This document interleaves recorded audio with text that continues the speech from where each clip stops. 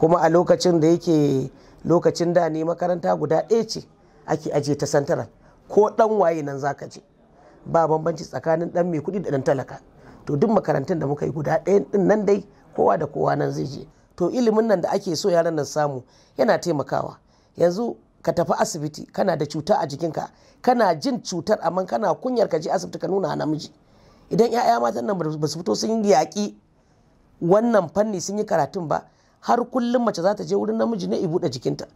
To iyaye da maza musamman, idan ka auri mace in dai mata nan tana da ilimi ba ta fi ƙarfin mijinta ba.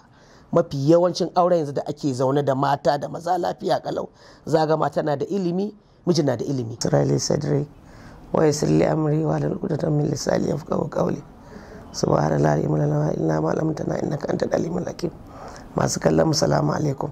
Sunana Sadiya Abdullahi Sunusi, ni ce Subdean ta School of Adult Non-Formal and Special Education daga makarantar Sa'adatu Rimi College of Education Zaria Road a nan Kano. Makaddashiyar shugabar tsangayar ilimin manya da masu bukata ta musamman.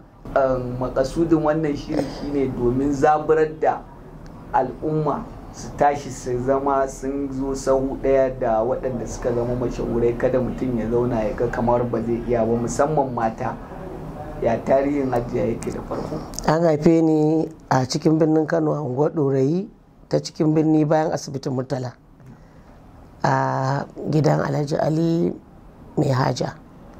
Shekaru na yanzu 59 kenan. Na yi makarantar firamare a Kaduna, na yi makarantar sakandare a Kaduna, na zo kuma na yi Sa'adatu Rimi a nan Kano, na yi BUK digiri, na yi BUK digiri na 2. To dalilin da ya sa daga Kano na koma Kaduna a shekarun da aka haife ni, bayan an haife ni da shekara 4 sai uban goyo na aka ɗebe su a soja. To ta'ada ta fulanin da idan ka haifi ɗanka na fari kusan 'yan uwa su suke riƙe ma, saboda haka nan da aka yaye ni kanwar mahaifina ce ta ɗauke ni na hannunta.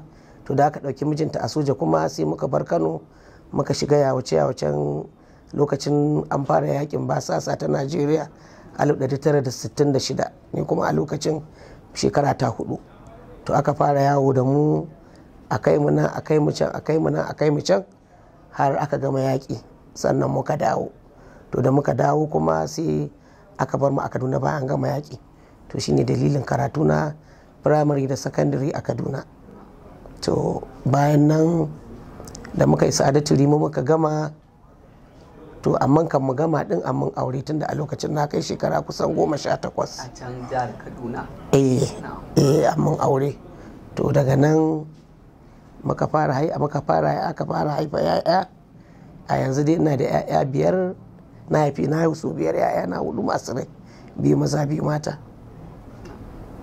To bayan da aka Hajiya ta gama sakandare a ita can jihar Kaduna, kuma kika yi aure a jihar Kaduna, a yanzu ga ki a cikin jihar Kano.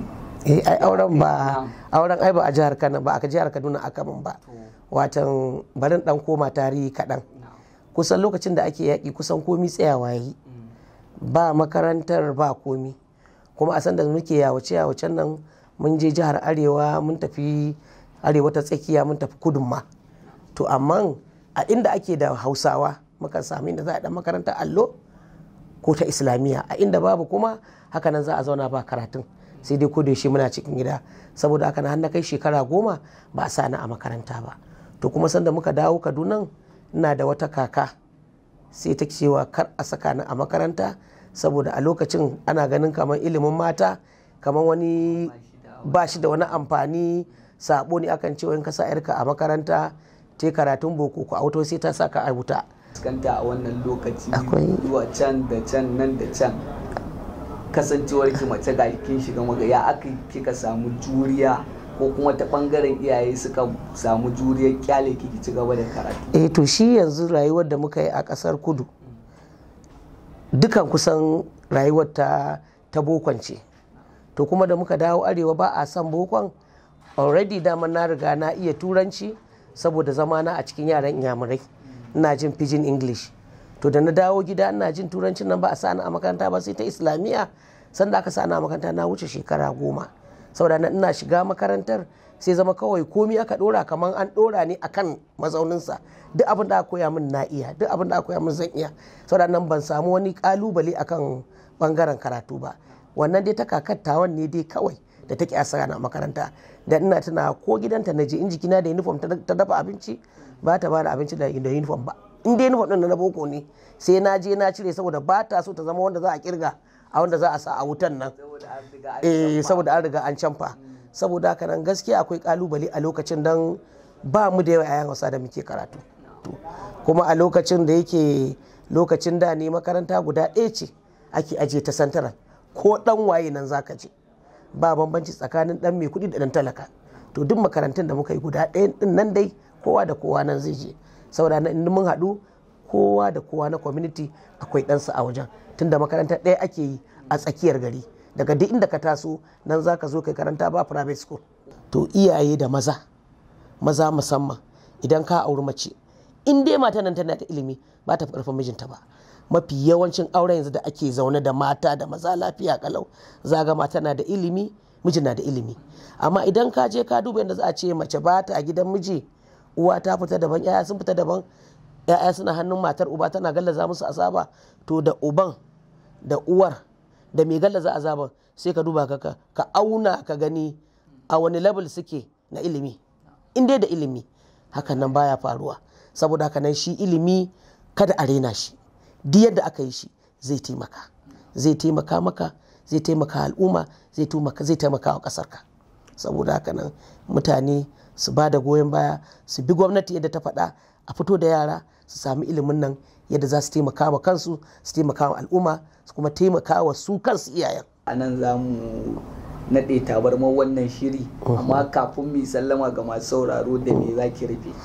Abin da zan rufe da shi har kullum, shi ilimi ba da samunsa ya fi rashinsa ko kaka ike.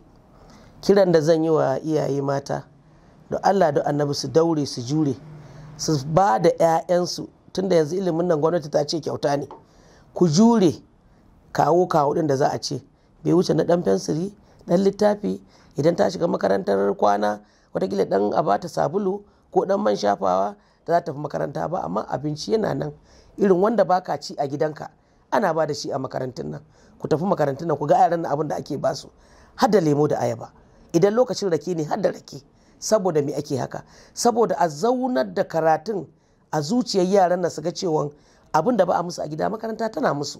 To ilimin nan da ake so yaran nan samu yana taimakawa. Yanzu ka tafi asibiti kana da cuta a jikinka, kana jin cutar amma kana kunyar ka je asibiti ka nuna namiji. Idan 'ya'ya matan nan ba su fito sun yaƙi wannan fanni sun yi karatun ba, har kullum mace za ta je wurin namiji na buɗe jikinta. Kuma duk ilimin mace, duk girman mace, tana jin kunya wani namiji i gabace ta da irin wannan bincike. Amma an mace ce za a samu sauƙi, ciwon zai